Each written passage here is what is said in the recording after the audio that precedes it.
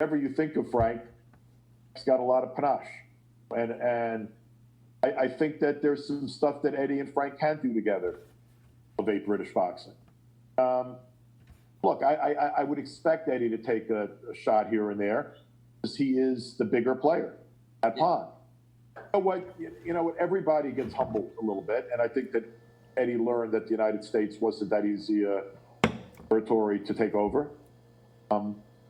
He is in an advantaged situation in the UK. I think right now he has the biggest TV deal and the biggest stable of fighters, and his resources are greater at the moment than Frank's. I think Frank did the right thing in that kind of initiative. You know, put something on the table that's interesting. I'm curious to see how the fans would react, because I would think the fans would want the best fights, care less about fanboying to a promoter. I hope that would be the case. There seems to be a certain section of fans in the UK who do find specific promoters in a way that we never saw years ago. Is mainly on social media. Look, he's a good-looking dude. He's a good-looking guy. He's well-spoken, a good sense of humor. Sometimes I want to slap him, but he's got a good sense of humor.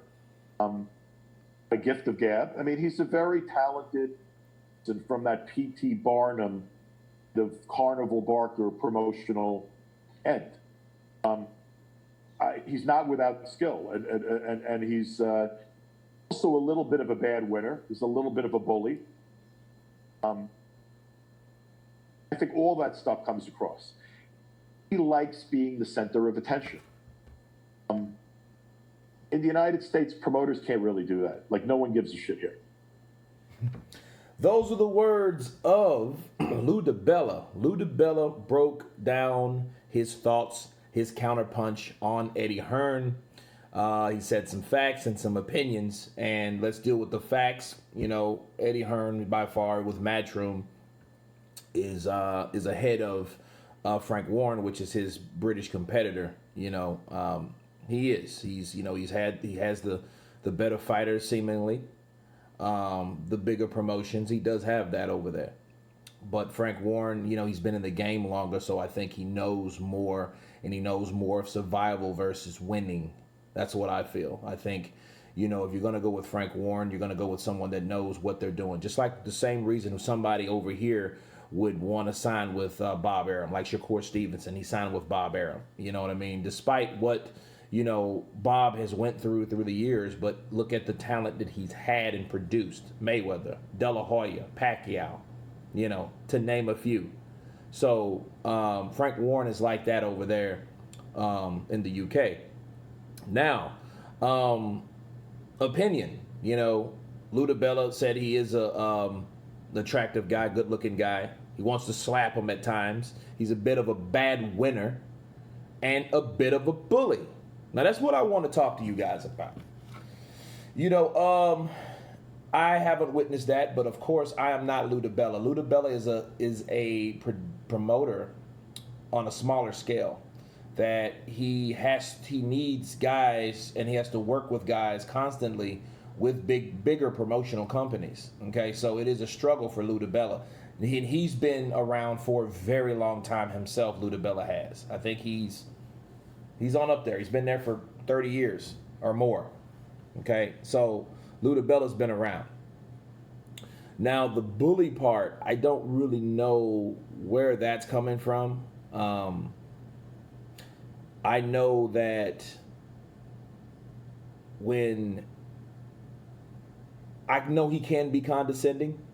So a lot of things that Eddie Hearn may say, it might come off pompous, you know, arrogant, you know, but it depends on who you ask. That's why I call it opinion instead of fact, right? Because it's the belief of Lou Dibella, because it's how you perceive a promoter that wins, or their fighter wins. You know, if they're smiling too hard, if they're blushing a little bit, you know what I mean? If they say something, you know, with a little sly, slick comment on it, those type of things might give you the impression that, oh, well, you're just acting that way because your fighter won. That's what the Lou Dibella was speaking of, and that's what he was touching on. Because a lot of things you can say because you are happy, you feel a certain way because things went the way it's supposed to go. So Lou Dibella's also right about promoters. The tribalism when it comes to promotional companies. A lot of fans are more worried about the promotion. We already have that problem with fighters that's worried about fighting on certain network. If I just dropped a video on that about Errol Spence, for example. Some people are worried more about the promoter and the network versus the actual fights. Okay, so it is quite interesting that people see things like that, where fans get political when it comes to certain promoters and certain promotional companies, right? So it is something over here we don't see as much as fans go. Okay, fighters, sure, because they fight with certain promoters, and then that they support those guys that fight on that same banner or platform.